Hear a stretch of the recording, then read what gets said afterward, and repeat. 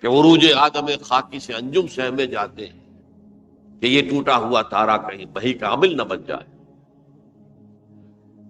تو یہ توبہ جو ہے فزیکل اعمال میں مفید نہیں ہے، چاہے آپ پر یہ احساس میں کیا کر بیٹھا، کیا میں نے کیا، کیوں میں نے کھا لیا، یہ سب کیا، تو توبہ اثر نہیں۔ جو اخلاقی اعمال ہیں ان کا قانون یہ نہیں ہے۔ اخلاقی اعمال کے نتائج ختم ہو جاتے ہیں توبہ کے ساتھ۔ یہ ایک بہت بڑا قانون، بہت بڑا قانون۔ ایسا نہیں ہے کہ کسی گناہ سے انسان کی فطرت میں کوئی ایسی مستقل کجی واقع ہو جائے کہ جس کی اصلاح کی کوئی صورت ہی نہ ہو، یہ نہیں ہے۔ بڑے سے بڑے توبہ کرو، خلوص دل سے کرو، جو اس کے اصول ہیں، جو اس کے قواعد ہیں، جو اس کے ضوابط ہیں، جو اس کی شرائط ہیں، ان کو پورا کرو۔ تو بڑے سے بڑے اعمال، برے سے برے اعمال، میں حدیثیں آج آپ کو سناؤں گا، حیران، کیونکہ عام طور پر یہی ہوتا ہے کہ مواعظ میں چونکہ لوگوں کو اصلاح کی ترغیب دلانی ہوتی ہے، تو وہ جو انذار کا پہلو ہے اسے زیادہ نمایاں کیا جائے۔ اللہ کی طرف سے شدید ذو انتقام، اللہ انتقام لینے والا، اللہ سزا دینے والا ہے۔ لیکن یہ دوسرا پہلو جو ہے وہ بھی اپنی جگہ پر بہت اہمیت کا ہے کہ طبیعی اعمال کے نتائج اور عواقب اور اخلاقی اعمال کے نتائج و عواقب یہ ایک جیسے نہیں۔ اب اس معاملے میں تاریخ مذاہب عالم میں جو بہت بڑی غلطی ہوئی، تورات میں حضرت آدم اور حوا علیہ السلام سے جو غلطی اور خطا ہو گئی تھی، آپ اندازہ کیجئے کیا مقام اللہ نے عطا کیا تھا، سارے فرشتوں کو ان کے سامنے سجدہ کروا دیا تھا، اور ایک ہی حکم تو دیا تھا نا کہ اس درخت کے قریب نہ جانا، اور تو ابھی کوئی شریعت نہیں تھی، کوئی لمبے چوڑے احکام نہیں تھے، کھاؤ جہاں سے چاہو، اس ایک درخت کے پیچھے پاس نہ جانا، وَلَا تَقْرَبَا هَٰذِهِ الشَّجَرَةَ فَتَكُونَا مِنَ الظَّالِمِينَ۔ اور وہی کام کر بیٹھے حضرت آدم اور حضرت حوا علیہ السلام۔ کتنا بڑا، لیکن قرآن نے وضاحت کر دی کہ آدم نے توبہ کی، اللہ نے معاف کر دیا۔ اللہ تعالیٰ سے کلمات سیکھے، ندامت دل میں پیدا ہو گئی حضرت آدم، لیکن الفاظ نہیں تھے، کن الفاظ میں اللہ سے معافی مانگوں، مجھ سے خطا ہو گئی، بہت بڑی غلطی ہو، وہ الفاظ بھی اللہ نے سکھائے، فَتَلَقَّىٰ آدَمُ مِن رَبِّهِ كَلِمَاتٍ۔ یہ ہے جس میں کہ وہ علامہ اقبال کا ایک شعر ہے ان کے نوجوانی کے دور کا، جس پر میں بھول رہا ہوں کہ داغ دہلوی تھے یا کوئی اور تھے کہ جنہوں نے علامہ سے کہا تھا، میاں اس عمر میں اور یہ شعر، اس بڑی محفل میں بات آئی تھی کہ موتی سمجھ کے شان کریمی نے چن لیے قطرے جو تھے میرے عرق انفعال کے۔ انفعال کہتے ہیں عربی میں پشیمانی، شرمندگی، اور عام طور پر جو کسی انسان پر پشیمانی اور شرمندگی طاری ہوتی ہے تو پیشانی جو ہے اس پر کچھ پسینہ سا آتا ہے۔ تو قطرے جو تھے میرے عرق انفعال کے، موتی سمجھ کے شان کریمی نے چن لیے، اللہ کے نگاہ میں ان کی اتنی قیمت، ان کی اتنی وقت میرے بندے نے پشیمانی اختیار کی ہے، اپنے اس غلط کام کے اوپر اسے رنج اور افسوس ہو رہا ہے، تو اللہ کے نگاہ میں اس کی یہ عظمت ہے، یہ قدرت۔ تو اللہ تعالیٰ نے جب حضرت آدم کے دل میں وہ پشیمانی پیدا ہو گئی تو الفاظ نہیں تھے، کن الفاظ میں؟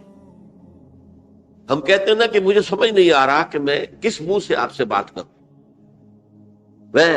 میری یہ حیثیت نہیں ہے، میں کن الفاظ میں اپنی جو ہے خطا کا اعتراف کروں۔ تو اللہ نے وہ کلمات خود سکھا دیے، فَتَلَقَّىٰ آدَمُ مِن رَبِّهِ كَلِمَاتٍ فَتَابَ عَلَيْهِ إِنَّهُ هُوَ التَّوَّابُ الرَّحِيمُ۔ یہ چیز کہیں تورات جب دوبارہ مرتب ہوئی ہے تو وہ نکل گئی، اس میں رہ گئی، باقی اس میں شامل نہیں۔ یہ تاریخی اعتبار سے جان لیجئے، تورات جو ہے وہ آج سے 2500 بلکہ 2600 برس قبل سے دنیا سے غائب ہے۔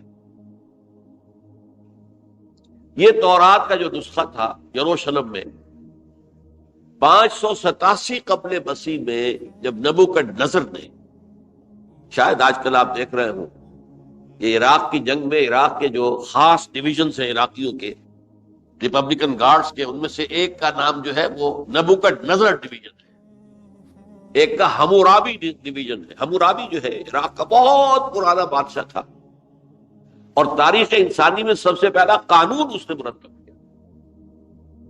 حمورابی یہ بہت پرانی تہذیب ہے، دنیا کی غالباً سب سے زیادہ اینشنٹ تہذیب جو ہے وہ عراق کی ہے۔ حضرت ابراہیم یہی پیدا ہوئے شہر اور میں۔ تو نبوکڈنضر نے جب تباہ کیا تھا یروشلم کو، 6 لاکھ آدمیوں کو قتل کیا اور 6 لاکھ کو قیدی بنا کر لے گیا بیبیلونیا۔ بابل کا لفظ بھی آج کل آ رہا ہے، کسی زمانے میں وہ عظیم شہر تھا دنیا کا، وہ معمولی سا شہر رہ گیا ہے، نئے شہر بڑھ گئے۔ تو اس وقت سے اس نے جب یروشلم میں جو ہیکل سلیمانی حضرت سلیمان کی بنائی ہوئی مسجد تھی اس کو جب گرایا ہے، اس کے بعد سے وہیں پر وہ نسخہ رکھا ہوا تھا تھوڑا، پھر دنیا میں وہ نسخہ اب نہیں ہے۔ یہودیوں کا کہنا ہے کہ موجود ہے مسجد اقصی کے نیچے، وہ جب اس نے گرایا تھا تو جو نیچے تہخانے تھے وہ نہیں گرے تھے، وہ محفوظ رہے تھے، اوپر ملبہ آ گیا، اور وہیں پر وہ تورات اور وہ تابوت سکینہ جس میں حضرت موسیٰ کا عصا بھی رکھا ہوا ہے اور بہت سے وہ من اور سلوہ کے بھی کچھ نمونے رکھے ہوئے ہیں، وہ تابوت سکینہ اس کا قرآن مجید میں سورہ بقرہ میں ذکر ہے، وہ بھی موجود ہے، اور جو ربائی وہاں اس وقت تھے ان کے علماء، ان کی لاشیں بھی وہاں پڑی ہوئی ہیں۔ وہ جب ہم کھدائی کریں گے تو دنیا میں سامنے آ جائے گا۔ لیکن بہرحال اس وقت جو مجھے کہنا تھا وہ یہ کہ چونکہ اصل تورات اس وقت گم ہو گئی، 150 سال کے بعد اسے پھر یادداشتوں سے کچھ مرتب کیا گیا تو اس میں غلطیاں پیدا ہوئی۔ اب انسانی یادداشت کا معاملہ آ گیا نا، انہی میں سے ایک بڑی غلطی یہ ہوئی، اومیشن یہ ہوئی کہ حضرت آدم نے جو توبہ کی اور اللہ نے قبول فرما لیا، اس کا ذکر اس میں نہیں۔ اس سے نتیجہ عیسائیوں نے کیا اختیار کیا کہ وہ اوریجنل سن کہتے ہیں اسے، وہ جو ابتدائی گناہ تھا عظیم جو ہمارے جد امجد آدم سے سرزد ہوا تھا، اس گناہ کا اثر جو بھی بچہ نسل آدم میں پیدا ہوتا ہے وہ لے کر آتا ہے۔ یہ زمین و آسمان کا فرق ہے۔ اسلام کے نزدیک ہر بچہ جو پیدا ہوتا ہے وہ معصوم ہے، بلکہ مسلم ہے۔ کل مولود یولد علی الفطرہ، جو بھی بچہ پیدا ہوتا ہے وہ فطرت اسلام پر پیدا ہوتا ہے۔ وَأَبَوَاهُ يُهَوِّدَانِهِ أَوْ يُمَجِّسَانِهِ أَوْ يُنَصِّرَانِهِ، یہ تو والدین ہیں اس کے جو اسے مجوسی یا عیسائی یا یہودی بنا لیتے ہیں، ورنہ وہ تو مسلمان ہوتا ہے، فطرت کی کلین سلیٹ لے کر آتا ہے۔ عیسائیت کہتی ہے ہر انسان جو پیدا ہوتا ہے بنیادی طور پر گناہگار ہے، اپنے جد امجد کے گناہ کا بوجھ لے کر آ رہا ہے۔ اب اس کا علاج انہوں نے پھر کیا تجویز کیا، یہ ہے کہ ایک غلطی پر دوسری غلطی اور دوسری پر تیسری غلطی، خشت اول چون حد بیمار کج تاثریہ بھی رود دیوار کج۔ اب اللہ نے جب دیکھا اب تو ہر بندہ جو ہے آدم کی اولاد کا بنیادی طور پر پیدائشی طور پر گناہ گار ہے، تو اب کیا کیا جائے؟ تو اللہ نے اپنا اکلوتا بیٹا، صلبی بیٹا مسیح یسوع اسے زمین پر بھیجا۔ یہ الفاظ میرے ہیں کہ اسے قربانی کا بکرا بنا کر اور ان سب کی طرف سے قبول کر لیا، گناہ گاروں کی طرف سے، کہ ان کے گناہ کا کفارہ ہو جائے گا جو عیسیٰ کو مانتے ہیں۔ یہ عقیدہ ہے عیسائیت۔ جڑ کیا ہے کہ گناہ ہو گیا تو گناہ کا اثر تو رہے گا۔ قرآن یہ کہتا نہیں، اللہ دھو دیتا ہے، تمہاری سیرت و کردار کے اوپر بھی جو داغ ہیں دھل جائیں گے، اور تمہارے نامہ اعمال میں جو دھبے ہیں وہ بھی دھل جائیں گے۔ توبہ کرو، توبوا الی اللہ توبۃ نصوحا، کرو وہ توبہ کے جو بالکل خلوص دل کے ساتھ ہو۔ اب میں ذرا آپ کو کچھ احادیث سنانا چاہتا ہوں۔ ایک طرح کا یہ تبشیر کا پہلو ہے آج ہماری گفتگو میں کہ جو نمایاں ہوگا۔ یہ بعض احادیث تو چھوٹی چھوٹی ہے اور یہ بہت مرتبہ میری گفتگو میں آ چکی ہے، صرف اس وقت حوالہ دے کر گزر جاؤں گا۔ یہ ترمذی اور ابن ماجہ میں حضرت انس ابن مالک رضی اللہ تعالی عنہ سے روایت ہے، حضور نے فرمایا کل بنی آدم خطاؤون وخیر الخطائین التوابون، تمام بنی آدم خطا کار ہیں، خطا کار بھی نہیں، بہت خطا کار، بہت خطا کار، لیکن ان خطا کاروں میں بہتر لوگ وہ ہیں کہ جو خوب توبہ کرتے ہیں، غلطی ہو گئی توبہ کر۔ اور ایک اور حدیث میں آپ کو بتاؤں گا کہ یہ نہیں ہے کہ پھر کبھی وہ غلطی نہ ہو، اس وقت آپ یہ لگا لیں اپنے اوپر یہ کام میں نے نہیں کرنا، اور ایک دفعہ وہ کام چھوڑ دیں تو توبہ ہو گئی۔ پھر اگر کچھ عرصے کے بعد پھر کہیں آپ جذبات کی رو میں بہ گئے، پھر کہیں کوئی برے اثرات جو ہے وہ پڑے، پھر غلطی، کوئی بات نہیں، پھر ہو گیا، پھر توبہ کر لو۔ تواب اسی لیے کہا بار بار توبہ کر لو۔ تو کل بنی آدم خطاؤن و خیر الخطائین التواب۔ دوسری حدیث یہ بھی ابن ماجہ اور بہقی میں ہے، حضرت عبداللہ ابن مسعود رضی اللہ تعالی عنہ، التائب من الذنب کمن لا ذنب لہ، گناہ سے توبہ کرنے والا ایسے ہے جیسے اس نے کبھی گناہ کیا ہی نہیں۔ دھل جاتی ہے، تختی دھل گئی، بچے نے تختی لکھی تھی اس کو دھو دیا، ختم ہو گیا۔ ایک حدیث تو پڑھ کر میں بھی چونکا، یہ اصل میں اسلوب ہے بیان کا، بتانے کے لیے کہ تمہارے دلوں کے اندر مایوسی کا غلبہ نہ ہو جائے۔ مایوس اصل میں جو ہے مایوسی، یہ ابلیسیت ہے، نوٹ کر لیجئے اس کو۔ مایوسی ابلیسیت کی کا عکس۔ مبلس کہتے کسے؟ جو مایوس ہو گیا۔ ابلیس سب سے بڑھ کر مایوس جو ہے وہ ابلیس ہے، اسے معلوم ہے میرا چھٹکارا تو نہیں ہے، لہذا میں جتنوں کو اپنے ساتھ لے کر جہنم پہ جھونک دوں، یہی میری کمائی ہے، میں نے تو بچنا نہیں۔ تو ابلیس کہتی ہے اس کو جو انتہائی مایوس، مبلس، جو رحمت خدا بندی سے مایوس ہو چکا۔ اب اس کو دور کرنے کے لیے حدیث سنیے، اور یہ حدیث مسلم شریف کی ہے، صحیحین کے حضرت ابو ہریرہ سے حضور فرماتے ہیں والذی نفسی بیدہ، قسم ہے اس ذات کی جس کے ہاتھ میں میری جان ہے، لو لم تذنبوا، اگر تم لوگ گناہ نہ کرتے، لذهب اللہ بکم، تو اللہ تعالیٰ تمہیں لے جاتا کہیں اور، ولجاء بقوم یذنبون، اور پھر کسی ایسی مخلوق کو پیدا کرتا ہے جو گناہ کرتے، فیستغفروا اللہ، اور پھر وہ اللہ سے استغفار کرتے اور توبہ کرتے، فیغفر لہم، اور اللہ تعالیٰ انہیں معاف کرتے۔ تو میں نے عرض کیا کہ یہ بعض چیزیں ہوتی ہیں کہ جن کا واقع سے کوئی تعلق نہیں ہوتا، لیکن ایک زور بیان کے لیے، ایک بات کو ایمفیسائز کرنے کے لیے، جیسے قرآن مجید میں آتا ہے، اے نبی کہہ دو ان کان للرحمن ولد فانا اول العابدین، اگر اللہ کا کوئی بیٹا ہو تو میں سب سے پہلے میں اس کو پوجوں گا۔ جب میں اللہ کو پوجتا ہوں تو اللہ کا اگر کوئی بیٹا ہوتا تو کیا میں اسے نہ پوچھتا؟ لیکن نہیں ہے۔ اب یہ نہیں ہے، نفی کے لیے زور دیا کہ اگر اللہ کا کوئی بیٹا ہوتا، لو کان للرحمن ولد فانا اول العابدین۔ اسی طرح یہ ہے کہ اگر انسان گناہ نہ کرتے اور گناہ کے بعد توبہ کر کے اللہ تعالیٰ کی شان غفاری کا ظہور نہ ہوتا، یہ بھی ایک عجیب فلسفے کی بات ہے، اللہ نے یہ کائنات کیوں پیدا کی؟ قرآن مجید میں اس کو براہ راست ایڈریس نہیں کیا گیا اس مسئلے کو، میرے علم کی حد تک۔ ہو سکتا ہے کہیں بہت خفی انداز میں ہو اور ابھی تک میری نگاہ سے بھی جو ہے وہ چھپا رہ گیا، ہو سکتا قرآن مجید کے غامض نکات ایسے ہو سکتے۔ کوئی شخص، میں تو کہتا ہوں کہ اگر کوئی شخص کہتا ہے، میرے بارے میں ایک عالم دین نے کہہ دیا تھا کہ اسے قرآن پر بڑا عبور حاصل ہے، تو میں نے انہیں پیغام پہنچایا، جن صاحب نے مجھے ان کا یہ جملہ سنایا تھا کہ آپ نے قرآن کی توہین کی ہے، قرآن پر عبور کسی انسان کو نہیں۔ عبور کا مفہوم کیا ہے؟ دریا کے دو کنارے ہیں، آپ اس کنارے سے اس کنارے چلے گئے تو آپ نے عبور کیا دریا۔ قرآن کے کنارے ہیں ہی نہیں، لا پیدا کنار۔ لہذا یہ کہہ دینا کسی کے بارے میں کہ قرآن مجید، اب انہوں نے تو ایک طرح سے میری تعریف کی تھی، میرے ایک ساتھی سے جملہ کہا تھا، ان کے وہ عزیز تھے، تو گویا کہ وہ جو میری تنظیم میں تھے ان کو خوش کرنے کے لیے کہہ دیا ہو یا جو بھی ہو، ان کے دلی جذبات ہو سکتا ہے کہ میں نے کہا انہیں یہ پیغام پہنچا دیجئے آپ نے قرآن کی توہین کی، قرآن پر عبور کسے ہو سکتا؟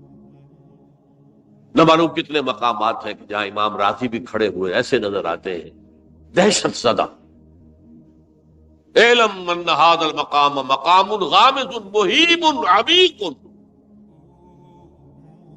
ہوشیار کے رہ پر دب تیغست قدم رہا، ہوشیار ہو جاؤ یہ بڑا خطرناک مقام ہے، بہت مشکل مقام ہے، اس کے تہ تک پہنچنا کسی کے لیے ممکن نہیں ہے۔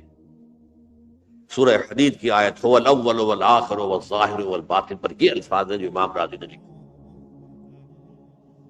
تو اس لیے میں آپ سے عرض کر رہا ہوں کہ یہ کہنے کا انداز ہے والذی نفسی بیدہ لو لم تذنبوا، اس ہستی کی قسم جس کے ہاتھ میں میری جان ہے، اگر تم گناہ نہ کرتے، تو میں عرض کر رہا تھا تو اللہ کی شان غفاری کیسے ظاہر ہوتی؟ اللہ نے کائنات کیوں پیدا کی؟ کنت کنزا مخفیا فاحببت ان اعرف فخلقت الخلق۔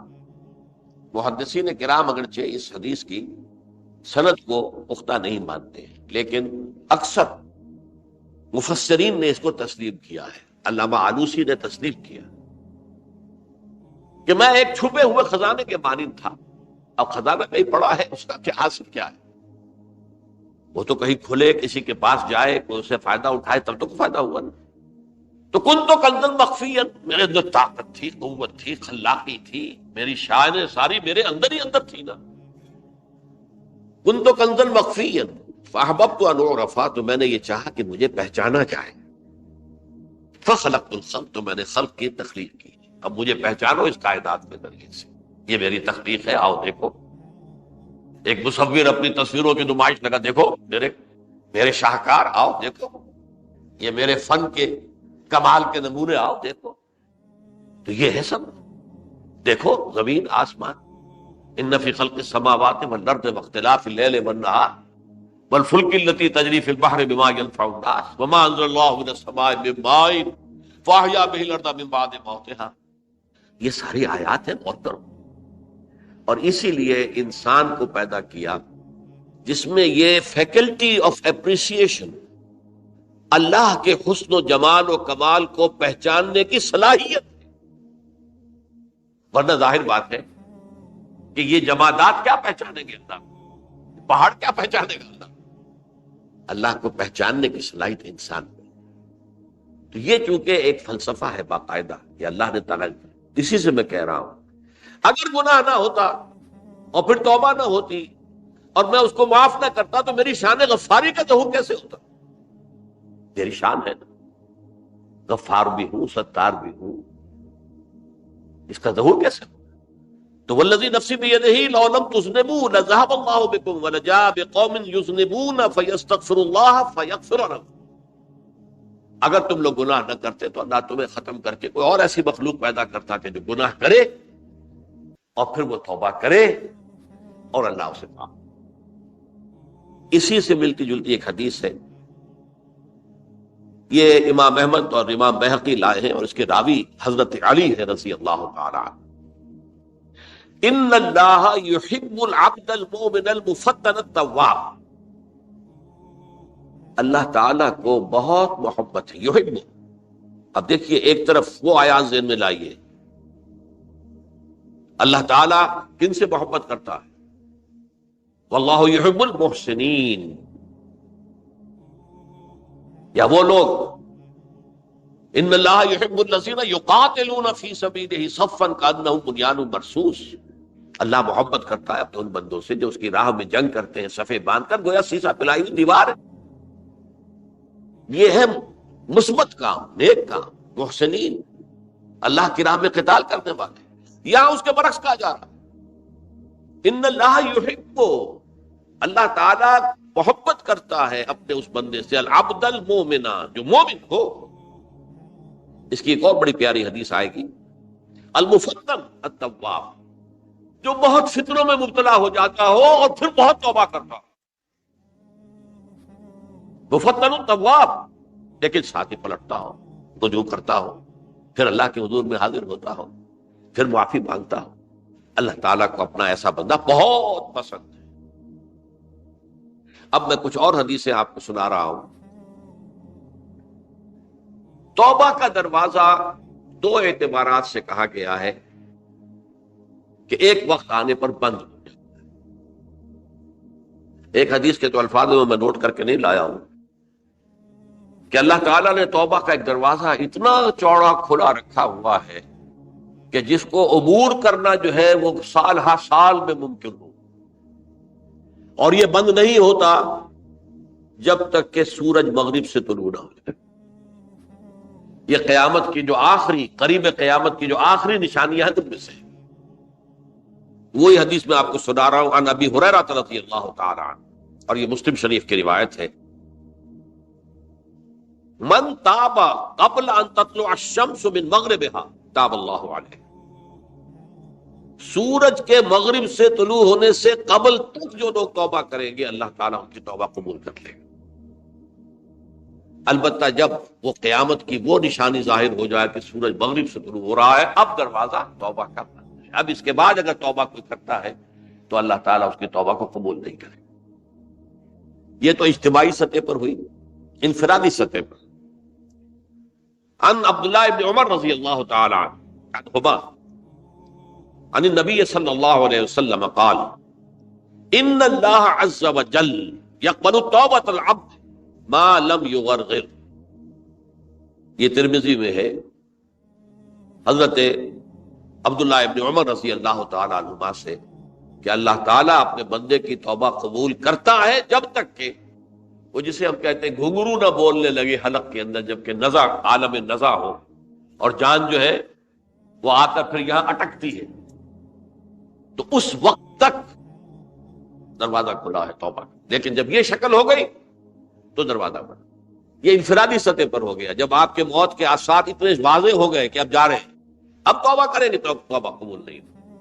اجتماعی سطح پر جب قیامت جو ہے اس کی وہ گھڑی آ گئی کہ سورج مغرب سے طلوع ہو گیا، اب توبہ کا دروازہ بند۔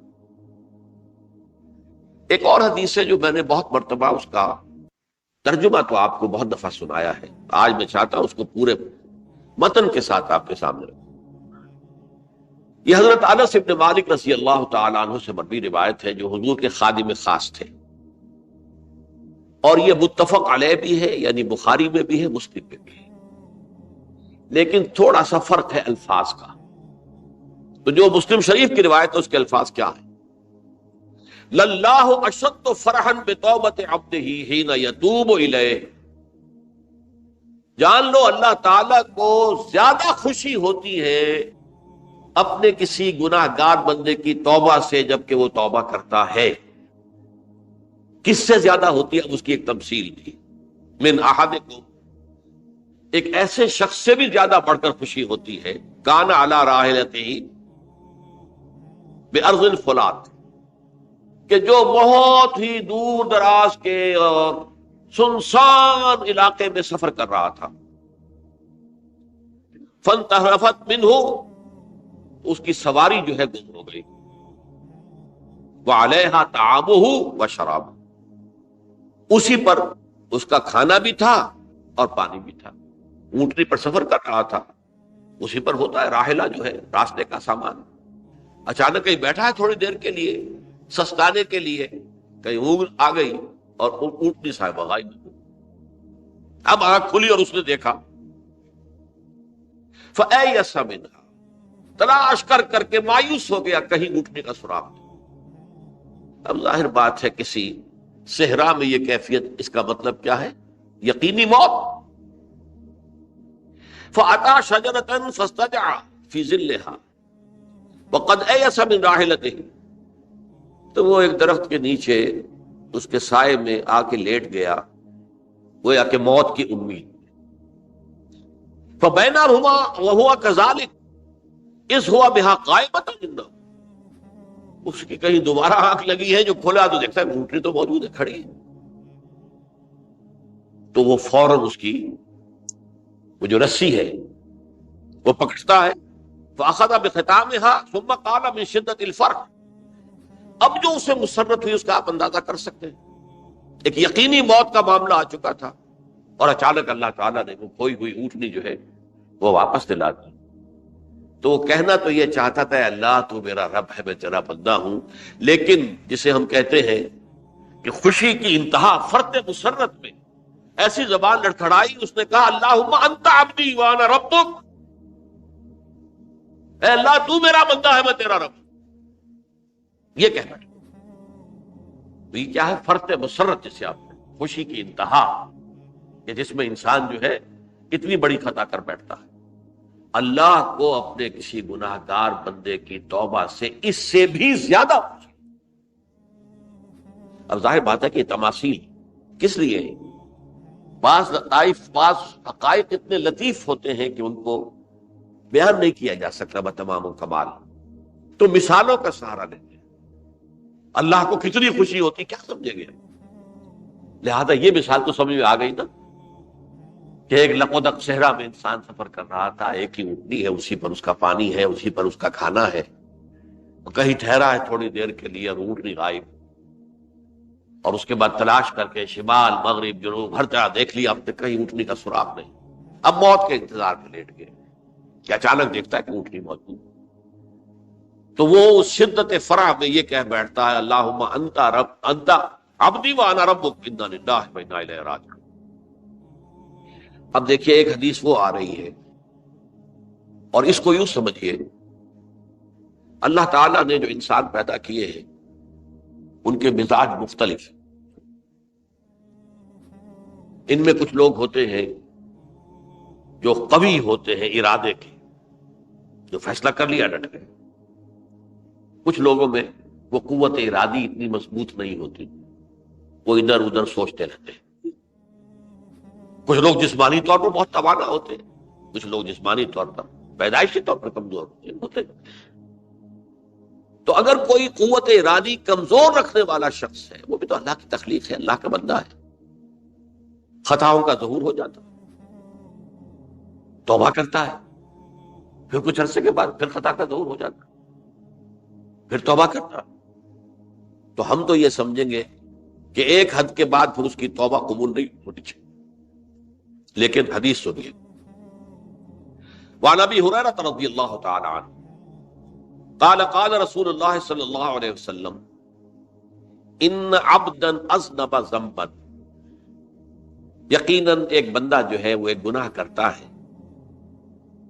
فقال، پھر وہ کہتا ہے رب، اے میرے پروردگار، اذنبت فاغفر لی، مجھ سے گناہ ہو گیا ہے مجھے معاف کر دیجیے. فقال ربہ، تو پروردگار یہ کہتا ہے اعلم عبدی ان لہ ربا یغفر الذنب ویاخذ بہ، میرا یہ بندہ یہ جانتا ہے کہ اس کا ایک رب ہے جو گناہ معاف بھی کر سکتا ہے اور سزا دے بھی سکتا ہے. کیا معنی ہوگا؟ گناہ اس نے کیا ہے لیکن جانتا ہے اللہ کہ وہ معاف بھی فرما سکتا ہے، تبھی تو وہ اللہ سے معافی کی درخواست کر رہا ہے. اس کے اس جاننے کی بنیاد پر، اس کے اس علم کی بنیاد پر، اس کے اس ایمان کی بنیاد پر فرمایا غفرت لعبدی، میں نے اپنے بندے کو معاف کر دیا. ثم مکث ما شاء اللہ، پھر وقت گزرا جتنا کہ اللہ نے چاہا. ثم اذنب ذنبا، پھر اس سے گناہ ہو گیا.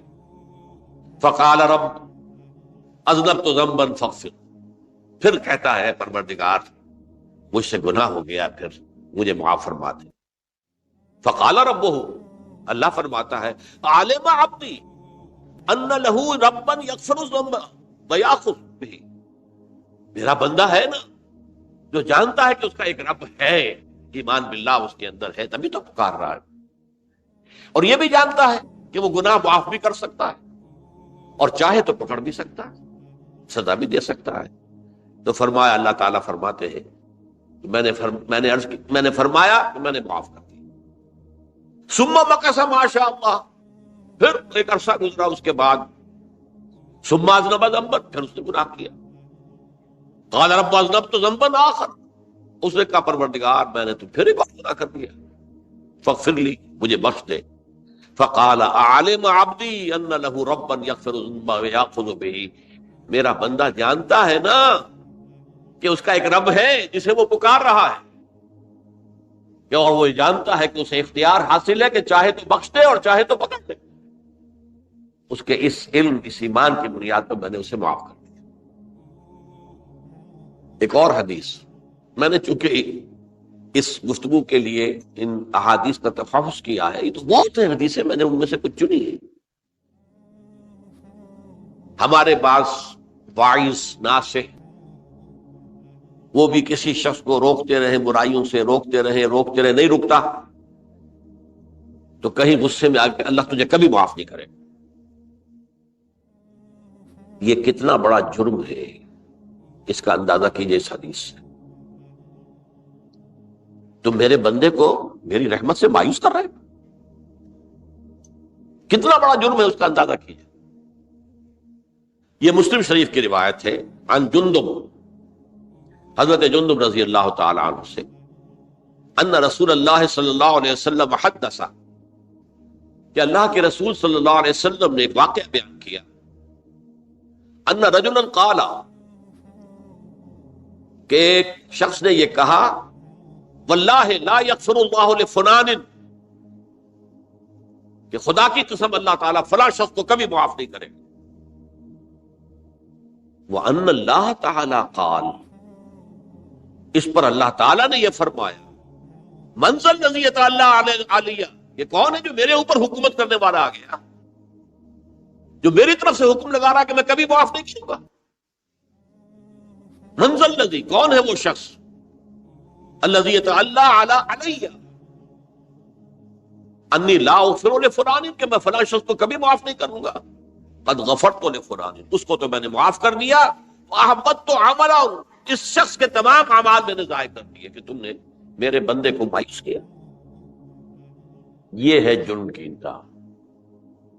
تو توبہ کی دعوت دیتے رہو، توبہ کے لیے لوگوں کو آمادہ کرتے رہو، توبہ جو ہے اس کے لیے ترغیب دیتے رہو. اللہ تعالیٰ معاف فرمانے والا. اب آخری حدیث سنا رہا ہوں، یہ تو بہت ہی عجیب حدیث ہے اور متفق علیہ، یہ بخاری اور مسلم دونوں میں.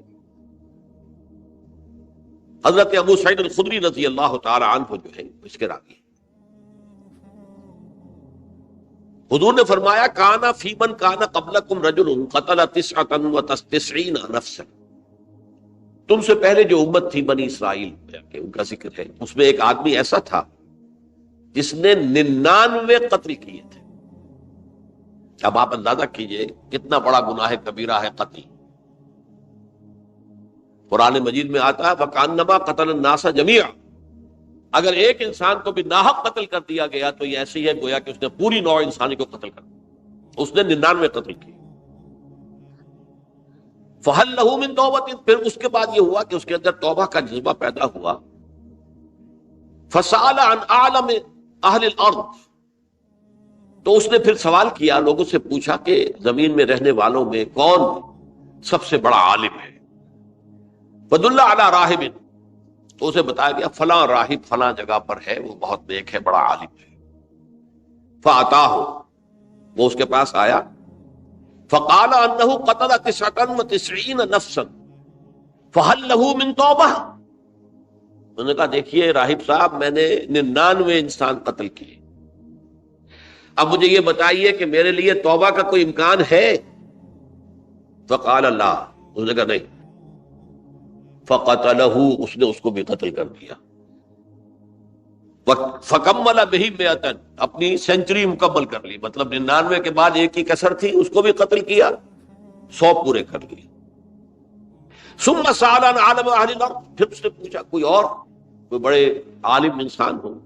فدل علی رجل عالم، پھر اس کی رہنمائی کی گئی ایک بڑے عالم شخص کی طرف. فقال انہ قتل 100 نفس، تو اس نے وہاں جا کر کہا کہ میں 100 انسان ہلاک کر چکا ہوں، قتل کر چکا ہوں. فہل لہ من توبہ، میرے لیے توبہ کا کوئی امکان ہے؟ فقال نعم، کیوں نہیں، 100 قتل کیے تب بھی کیا ہے، توبہ کا راستہ دروازہ کھلا ہوا، ما لم یغرغر، جب تک کہ وہ گھنگرو نہیں بج رہا اس وقت تک تمہارے توبہ کا دروازہ کھلا ہوا ہے. فرمایا نعم، ومن یحول بینہ وبین التوبہ، تمہاری توبہ کے درمیان اور تمہارے درمیان کون حائل ہو سکتا ہے، توبہ کا دروازہ کھلا ہے. لیکن ساتھ ہی کہا انطلق الی ارض کذا و کذا، اب تم ایسے کرو جہاں تم رہتے ہو وہاں نہ جاؤ واپس، وہاں کا ماحول اچھا نہیں ہے، معاشرہ اچھا نہیں ہے، ہو سکتا ہے کہ تم توبہ پر قائم نہ رہ سکو، تم فلاں جگہ چلے جاؤ وہاں اچھے لوگ آباد ہیں ان میں جا کر رہو۔ فإن بها أناسا يعبدون اللہ تعالی، وہاں ایسے لوگ آباد ہیں جو اللہ کی بندگی کرتے ہیں، فاعبد اللہ معہم، تو تم ان کے ساتھ مل کر اللہ کی بندگی اور پرستش کرو، ولا ترجع الی ارضک، اپنی زمین کی طرف اپنے وطن میں واپس بن جاؤ، فإنها ارض سوء، وہ بری جگہ ہے، فانطلقا، تو وہ چل پڑا، ہجرت کر رہا ہے، اس جگہ جا رہا ہے جہاں کا راہب نے بتایا تھا۔ حتی اذا نصف الطریق، جب آدھا راستہ اس نے پورا کر لیا، اتاہ الموت، موت آ گئی۔ فاختصمت فیہ ملائکۃ الرحمت و ملائکۃ العذاب، اب وہ جہنم کے فرشتے بھی آ گئے اس کی جان قبض کرنے کو، اور جنت کے بھی آ گئے۔ فقالت ملائکۃ الرحمہ، رحمت والے جو فرشتے ہیں جنت والے، انہوں نے کہا جا تائبا مقبلا بقلبہ اللہ تعالی، یہ شخص توبہ کر کے اللہ تعالیٰ کی طرف ہجرت کر رہا تھا، اس لیے اس کی نیت کی بنیاد پر اب یہ جنتی ہے، لہذا اس کی روح ہم قبض کریں۔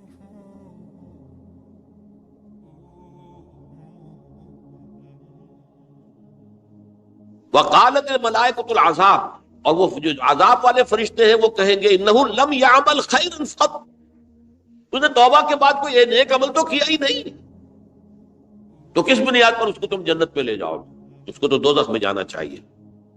فاتاہ ملک فی صورت آدمی، تو ان کے پاس اللہ نے ایک اور فرشتے کو بھیج دیا آدمی انسانی شکل کے اندر، فجعلوہ بینہم، تو ان فرشتوں نے کہا بھائی ہمارا فیصلہ کرا دو، اس کی روح ہم لینا چاہتے ہیں یا ہم لینا چاہتے ہیں، انہیں حکم بنا دیا۔ فقال قیسوا ما بین الارضین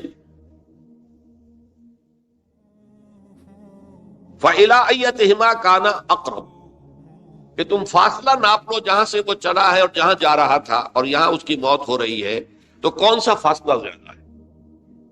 جب ناپا گیا، بلکہ ایک حدیث میں آتا ہے کہ اس پر اللہ نے زمین کو جو ہے حکم دے دیا، ایک طرف والی زمین تو سکڑ جا، دوسری والی جو ہے تو پھیل جا، تاکہ وہ جو جدھر جو جا رہا تھا وہ زیادہ قریب ہو جائے بنسبت اس کے کہ جہاں سے چلا تھا۔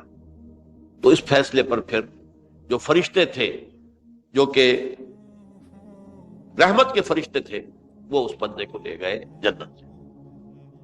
یہ ہے توبہ کی عظمت اور اس کی تاثیر۔ اب آئیے اجتماعی توبہ کا طریقہ کار جو میں نے بہرحال بیان کیا ہے، پہلے افراد توبہ کریں اور صحیح توبہ کریں۔ صحیح توبہ کیا ہے؟ ہماری زندگیوں میں کوئی حرام شے ہے فوراً نکال پا، ہماری معاشرت میں اور اس معاشرے میں رہتے ہوئے جو قانون ہے جس کے ہم پابند ہیں، ہم کسی زانی کو رجم نہیں کر سکتے، ناممکن ہے، یہ تو قانون ہی بنے گا تب ہوگا۔ ہم کسی چور کا ہاتھ نہیں کاٹ سکتے، تو قانون بنے گا تو ہوگا۔ تو ہم جن چیزوں پر عمل نہیں کر سکتے قانوناً، ان کے علاوہ باقی پوری شریعت جس پر عمل کیا جا سکتا اس پر عمل پیرا۔ سود میں بند نہیں کر سکتا، بینکوں کو میں آگ نہیں لگا سکتا، اور بینکوں کو آگ لگا دیں گے تبھی سود تو ختم نہیں ہوگا، لیکن یہ تو کر سکتا ہوں نا کہ براہ راست سود میں ملوث نہ ہوں، سود پر قرضہ لے کر اپنا کاروبار نہ چمکاؤں نہ بڑھاؤں، سود پر قرضہ لے کر اپنے مکان نہ اونچا کروں، یہ تو کر سکتا ہوں۔ تو کم سے کم جو ڈائریکٹ کسی نے قانون نہیں بنایا کہ لازم ہے آپ پر کہ آپ سودی قرضہ لیں اور اپنی بلڈنگ عالی شان بنا دیں، کسی نے نہیں کیا۔ یہ اگر کر رہے ہیں تو آپ مجرم ہیں۔ آپ کے معاشرے میں کوئی قانون نہیں بنا کہ پردہ ختم، برقع حرام، مصر یہ ترکی میں تو کر دیا گیا برقع حرام، وہاں تو سر کو اوپر جو ہے ڈھانپنا جو ہے، سکارف لینا بھی ممنوع ہے، یہاں تو نہیں ہے۔ پھر یہاں جنہوں نے چھوڑا ہے مجرم خود ہے۔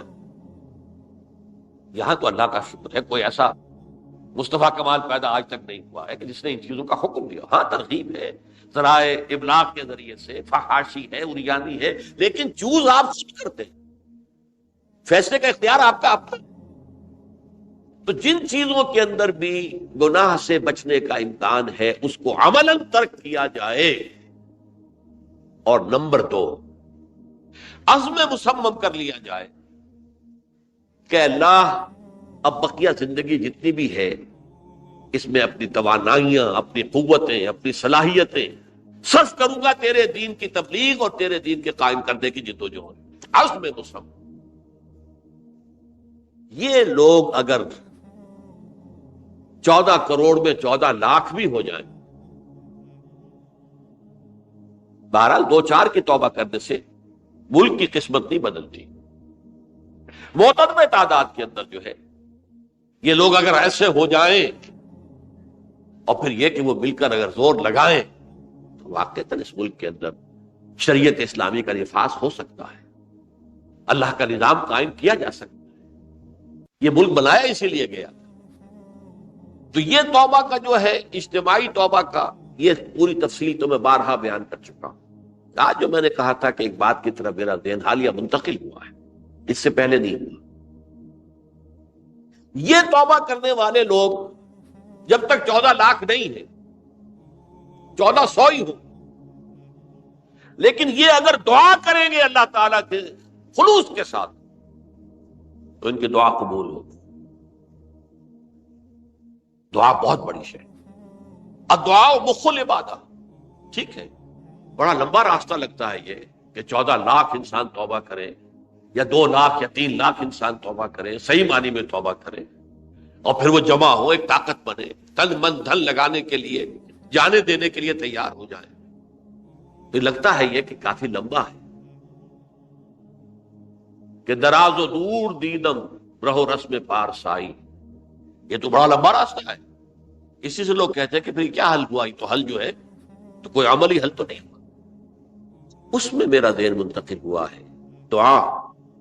اجیب دعوت الداعی اذا دعان امن یجیب المضطر اذا دعاہ. بھلا وہ کون ہے جو کسی مضطر کسے کہتے ہیں؟ ایک شخص نہایت پریشان حال ہو گیا ہو، نہایت پریشان حال، اور میں اللہ کو پکارے، پروردگار تو میری دستگیری فرما. اللہ کسی اور طرف مجھے کوئی توقع نہیں رہی، کوئی نہیں رہا جس سے مجھے کوئی امید. یہ مضطر اضطرار کی حالت میں آ کر جب بالکل بے چین ہو کر اللہ کو پکارتا ہے تو اللہ اس کی دعا قبول کرتا ہے.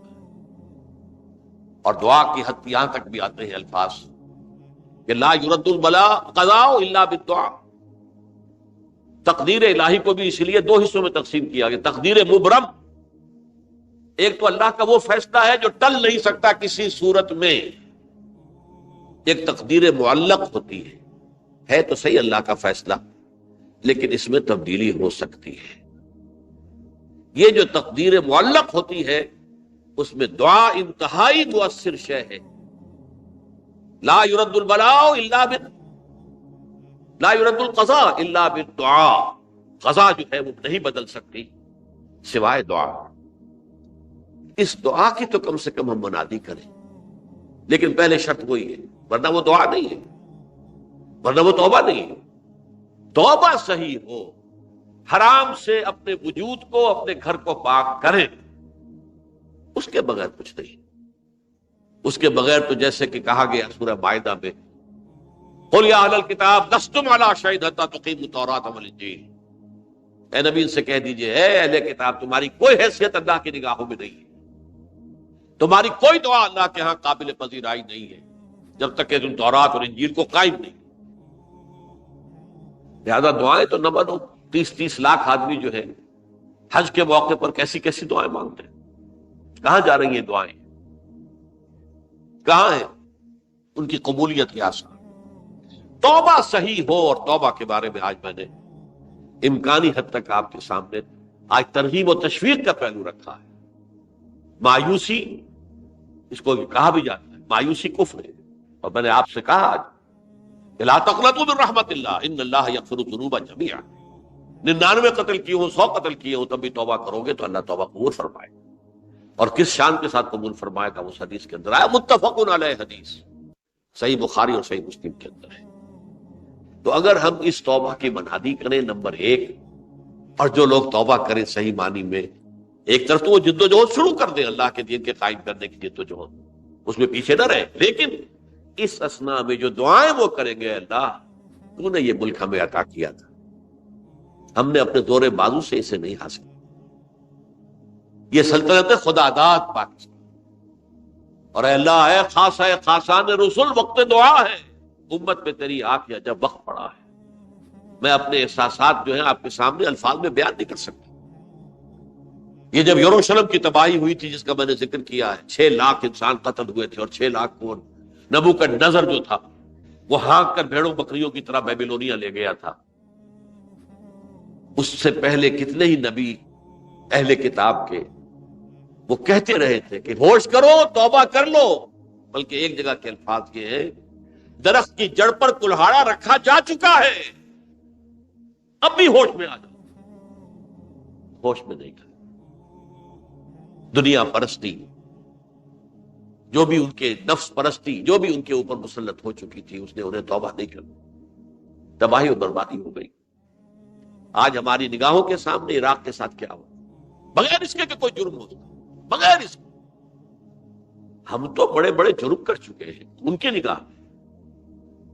نان پرولیفریشن ٹریٹی جو ہے اس کے خلاف ہمارا عمل جا رہا ہے پوری دنیا کے اندر، ان کا کہ ہم اس کو ایٹمی صلاحیت کو نہیں پھیلنے دیں گے۔ وہ ایک خاص وقت میں افغانستان میں انہیں ہماری ضرورت تھی، اپنے اصل دشمن USSR اپنے مقابل کی طاقت کو ختم کرنے کے لیے، اس وقت انہوں نے اپنا منہ جو ہے پھیر لیا تھا، نہیں دیکھا تھا، اور ہمارے ہاں اللہ کی یہ رحمت آ گئی کہ ایٹمک صلاحیت بھی حاصل ہوئی۔ اور پوری دنیا میں شاہ عبداللہ نے کہا تھا، پرنس عبداللہ نے، کہ یہ آپ کا نہیں ہے، یہ جو نواز شریف صاحب سے جب اس کا ہم نے دھماکہ کیا، یہ بم آپ کا نہیں ہے، یہ پوری امت مسلمہ کا بم ہے۔ کیسے یہ برداشت کر سکتے ہیں یہودی اور یہودیوں کے اعلی کار عیسائی، خاص طور پر Protestants, west white Anglo Saxon Protestants? تو سمجھ لیجئے کہ پاکستان کی جڑوں پر بھی تیشہ رکھا جا چکا۔ یہ میرے احساسات کی اس سے کم میں تعبیر ہو نہیں سکتی، لیکن اب بھی امکان ہے، اب بھی امکان، اب بھی امکان۔ توبہ کرو، توبہ کراؤ، مل جل کر طاقت بنو، کوشش کرو کہ یہاں اسلام کا نظام آ جائے، اور اس اسنا میں بھی دعا کرو اللہ تعالیٰ سے کہ اللہ ہمیں مہلت عطا فرما دے، ہمیں کچھ اور مہلت عطا فرما دے، اے اللہ ہمیں کچھ اور مہلت عطا فرما دے۔ بارک اللہ لی ولکم فی القرآن العظیم ونفعنی وإیاکم بالآیات والذکر الحکیم۔